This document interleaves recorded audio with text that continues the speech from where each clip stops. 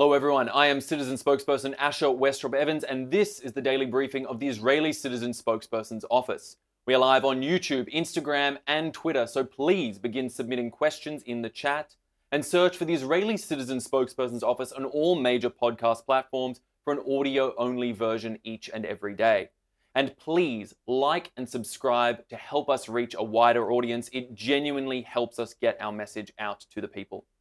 Now today is day 278 of the October 7th war, just over 9 months since Hamas declared war on Israel with its brutal massacre, and since Hezbollah joined its fellow Iranian proxy army with daily attacks on northern Israel. Iran is trying to hijack American democracy. We've seen Tentifadas rise up on college campuses across the US, and they are explicitly pro-Hamas, anti-Jewish, and increasingly anti-American as well. Calls for global intifada, which, let's not be muddled here, means targeted violence against Israelis and Jews, and glory to the martyrs, meaning Hamas terrorists, are heard alongside calls to dismantle the United States. In scenes reminiscent of those seen in Tehran, cheering crowds are not only trashing America's top ally, they're burning American flags. And now we know why. Iran is funding the Tentifada. This is coming from the US Director of National Intelligence, who announced, and I quote, "Actors tied to Iran's government are posing as activists encouraging protests and funding protesters," end quote. The Islamic Republic isn't embracing democracy or free expression. It brutally crushes public protest inside its own borders and enforces strict religious rule. Iran long sought to destroy America's allies abroad and is trying to destabilize America now at home. Ali Khamenei, Iran's supreme leader, called the US student protests that he is funding, quote, "a branch of the resistance front." Same as banned terror groups Hamas, Hezbollah, and the Houthis, Iran doesn't just want Americans applauding its proxies. It sees the protests as being an anti-democratic proxy army. Because when Tentifada activists chant, "globalize the Intifada," Iran knows that this is a thinly veiled dog whistle for "kill the Jews." And when they chant "from the river to the sea," Iran knows that they mean "destroy Israel." Iran wants to kill the Jews and destroy Israel, and that's why it wants to destabilize America from within. And just as the resistance front violently destabilized Iraq, Syria, Lebanon, and Yemen, and is working to destroy America's allies abroad, Iran's American Tentifada proxy is attempting to tear apart the fabric of the American people at home. The same Iran whose proxies murdered thousands of Americans in Iraq and Afghanistan and blew up hundreds of Americans in Lebanon, who right now are firing on American ships from Yemen, is, per the US intelligence official, and I quote, "seeking to stoke discord and undermine confidence in our democratic institutions, as we have seen them do in the past, including in prior election cycles," end quote. This is part of their playbook. There should be no doubt as to who is Iran's target. Now, Iran refers to Israel as the little Satan, but refers to America as the great Satan. Iran's terror army in Lebanon, Hezbollah, last week said that their real war is with America. Now, everyone who took allegations of Russian election interference in 2016 as a serious threat, those who recognize the ways American democracy could be undermined by an enemy, should be very concerned by Iran. Iran is a threat to American democracy. American democracy is sacred, and it is being abused by a regime that treats real democracy as a sin. Standing up to Iran's proxy armies isn't just about protecting an ally on the front lines of the free world, it's about standing up for the free world. And stopping Iran from building a proxy in America is about protecting Americans and American values around the world and at home. Now, meanwhile, Iran's terror army in Lebanon, Hezbollah, has murdered 2 more people in Israel. Noah and Neil Baranes from Kibbutz Otal, both aged 46, were driving near their home in northern Israel when a Hezbollah rocket hit their car.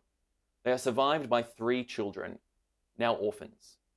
Their deaths bring the number of civilians killed in Israel by Hezbollah since the terror army declared war on Israel on October 8th to 12. Since last October, Hezbollah has launched nearly 6 60,000 rockets, missiles, and suicide drones from Lebanon into Israel, forcing 60,000 Israelis to flee their homes. Hezbollah has over 200,000 rockets aimed at towns across Israel, and Israel cannot and will not tolerate this state of affairs. If Hezbollah doesn't back off and end its war, Israel will end the war by backing it off. Meanwhile, Israel is breaking what's left of Hamas with surprise raids of wherever they may be inside Gaza. As always, Hamas's terrorists continue to cynically abuse what should be protected humanitarian locations for terror operations. Myself and our team of spokespeople here have mentioned several incidents in the past week where Hamas utilized UNRWA facilities for their own terror purposes. Now, Israel has reportedly called for more civilian evacuations from Gaza City, and that is what they're supposed to do when possible in order to try to protect civilians inside Gaza. And yet, some have criticized the evacuation notices as displacement. But what is the alternative? What do these critics actually prefer civilians to be caught in the crossfire, or that Hamas has more human shields to hide behind? What critics are really saying, whether they realize it or not, is that terror groups like Hamas should continue to attack from inside civilian populations, and no one should be allowed to stop them. We here at the Israeli Citizen Spokesperson's Office think that that is bad for civilians. Now, while Israel, which actually cares about Gazan civilians this week, has meanwhile transferred over 18 tons of baby formula into Gaza, sufficient to support the nutritional needs of infants there for over 6 months. Israel also sent 30,000 vaccines for diphtheria and tetanus donated by UNICEF. This in addition to over 2 million vaccines for other diseases. Yesterday, 224 trucks of humanitarian goods entered the Gaza Strip, but 1,158 trucks are still waiting to be collected by the UN from the Gazan side of the Kerem Shalom crossing into the Gaza Strip. This is the state of affairs as it stands right now, but let's take some questions from our audience watching live on the various social media platforms, and please do continue to submit questions as we go along, as we do refer to them and answer them whenever possible. Our first few questions come from Instagram Live. People are wondering about the displaced people in the north of Israel. Amanda is asking, how are the displaced people managing? And Itai is wondering, is there a way that Israel can assure a safe return for the citizens in the north without having an all-out war with Hezbollah?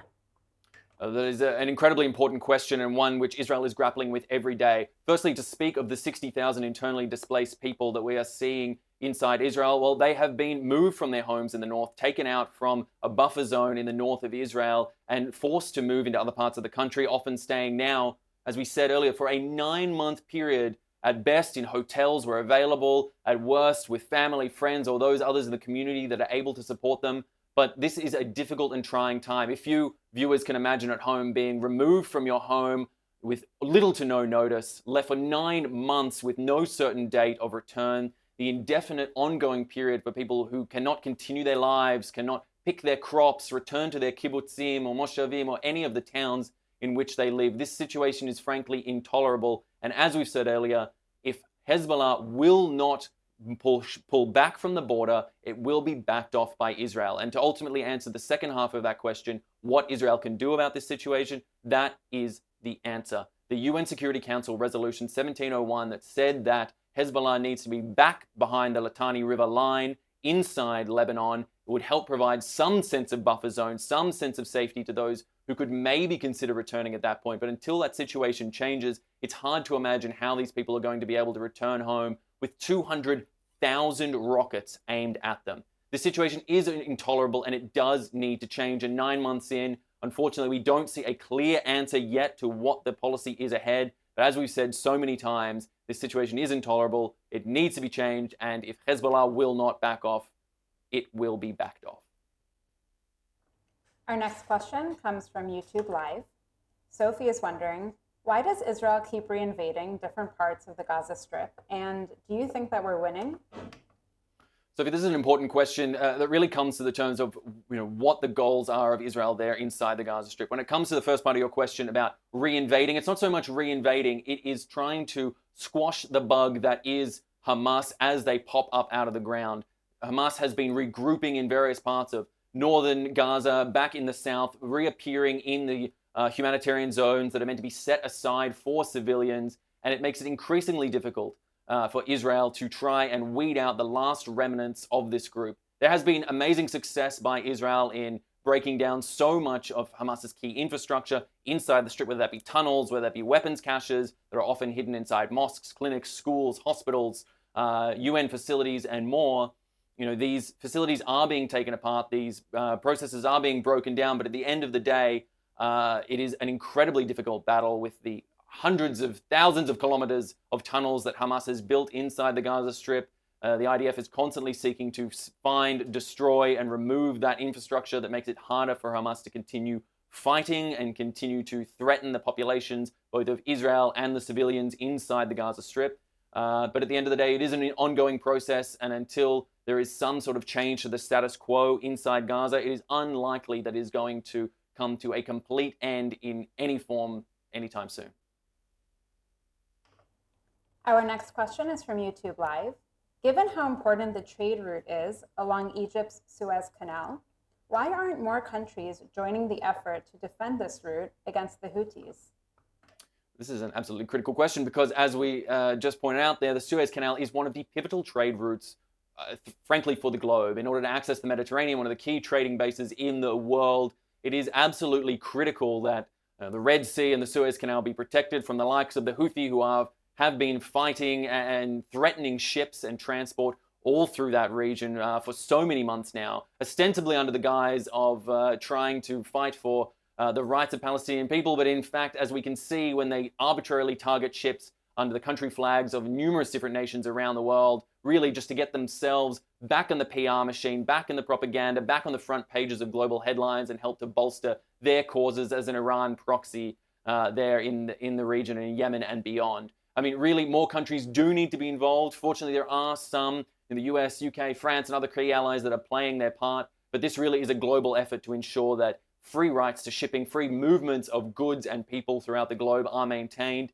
and that the Suez Canal, a key point of transport for Egypt into the Mediterranean and around the world, is protected. Without this resource, we really take ourselves back many decades in terms of shipping, freight, and movement capabilities. It raises costs, it raises difficulty. It threatens lives and opportunities for so many around the world, and is something that more governments should be made aware of, should be actively seeking to hunt out and destroy, because the arbitrary firing of missiles at ships across the sea, I mean, it's something that Israel deals with every day on all sorts of manners, but you know, for those around the world, in the shipping world and beyond, this is a reality that needs to be broken and changed, as a status quo cannot continue as is.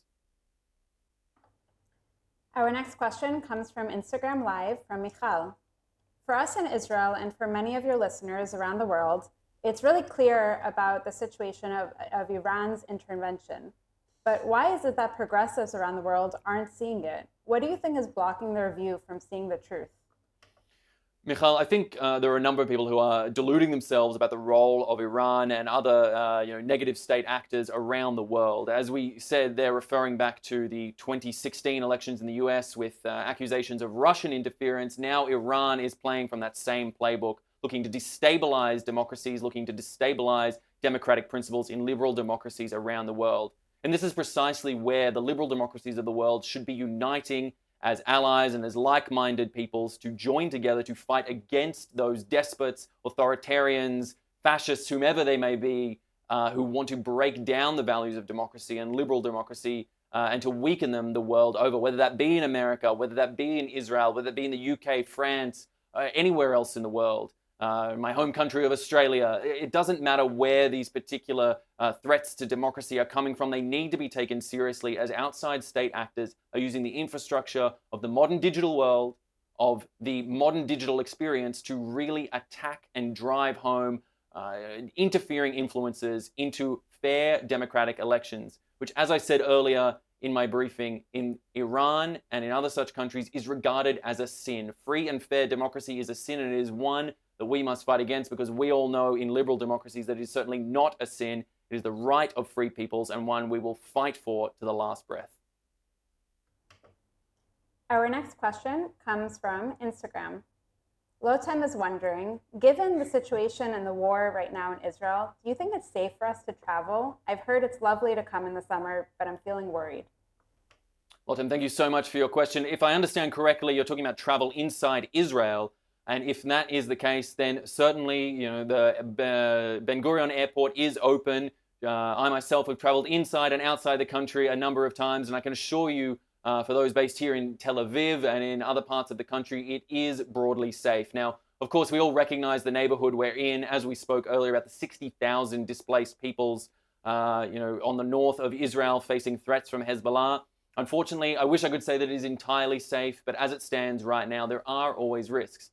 That being said, Israel has an incredible security apparatus. The Iron Dome system that manages to defend and keep Israelis safe in their bed night after night, day after day, is an incredible system. And the entire weight and strength of the IDF and the people of Israel, let's not forget the strength of the community of Israel, are here helping to fight and make sure that people feel safe, secure in their own homes, are free to move where possible. And I can assure you that although it is perhaps a little bit warm, it is a wonderful time to visit Israel at the moment, to visit its beautiful cities, parks, beaches, cafes, clubs, and so much more. Israel is alive, Israel is vibrant, Israel is functioning, and will continue to be so for the foreseeable future. And that's exactly what we're fighting for.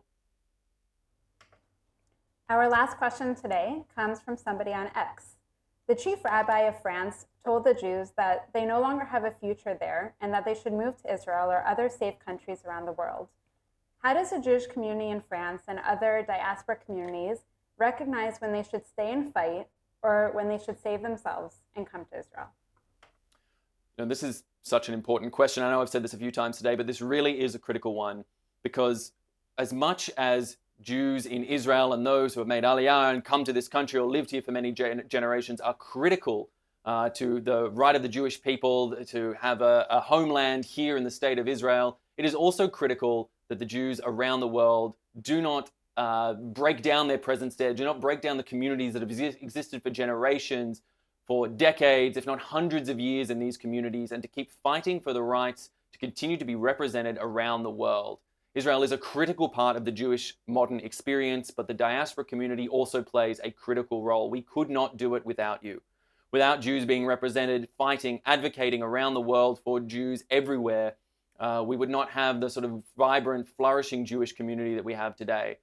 Speaking to the French experience, it is important that the Jews there all speak and fight as a community to unify around what they have built and what right they have. It is such a vibrant Jewish community, the French Jewish community is critical that it continue in some form in France and such a key part of the history of the Jewish people. So I would say one can only feel when it is right to make Aliyah or not, to come to Israel or not, when you feel it in your own heart. But in the meantime, while you do stay in France or any other country of the diaspora around the world, you continue to work with your community, to bring it to the grassroots, to join together with other Jews and other supporters of Israel and others of like mind to fight for those communities all around the world, because they are so critical to the modern Jewish experience, and I don't think we would be the same people without you. All right, well, that is all that we have time for today. I want to thank you so much for taking the time to listen, and as I said, please catch us at the same time tomorrow, 3 p.m. Israel time or 8 a.m. Eastern. Thanks for watching. Drop a comment below. Don't forget to like, share, and hit subscribe to stay updated with our latest content. Until next time, stay informed and inspired. This is Dejobnik signing off.